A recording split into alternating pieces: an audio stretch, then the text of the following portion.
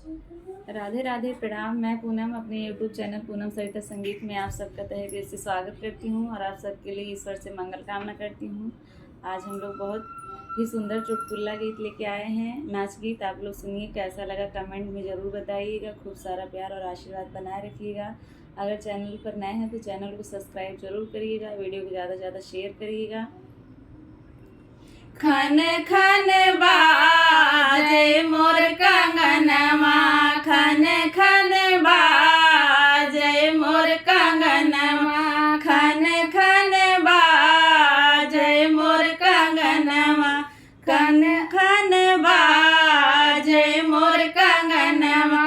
कंगना पहिनी के गईली दुअरवा, कंगना पहिनी के गईली दुअरवा, ससुरु निरखई मोर कंगनवा, ससुरु निरखई मोर कंगनवा।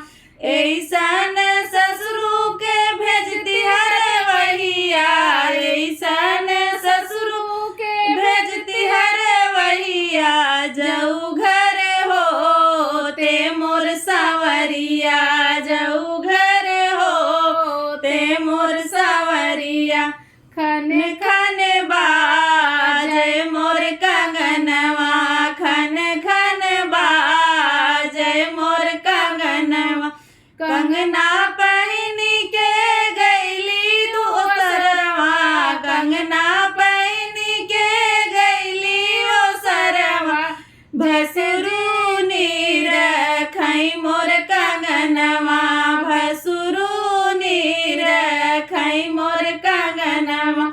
ऐसन ससुरु के भेजती हर वरिया, ऐसन भसुरु के भेजती कचहरिया, जऊ घर होते मोर सावरिया, जऊ घर होते मोर सावरिया।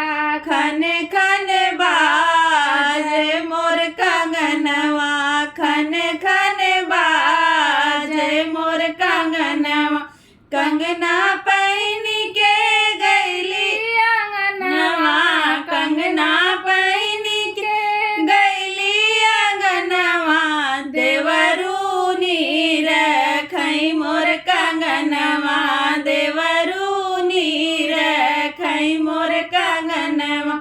ऐसन देवरू के भेजती स्कूलवा, ऐसन देवरू के भेजती स्कूलवा, जऊ घर होते मोर सावरिया, जऊ घर होते मोर सावरिया।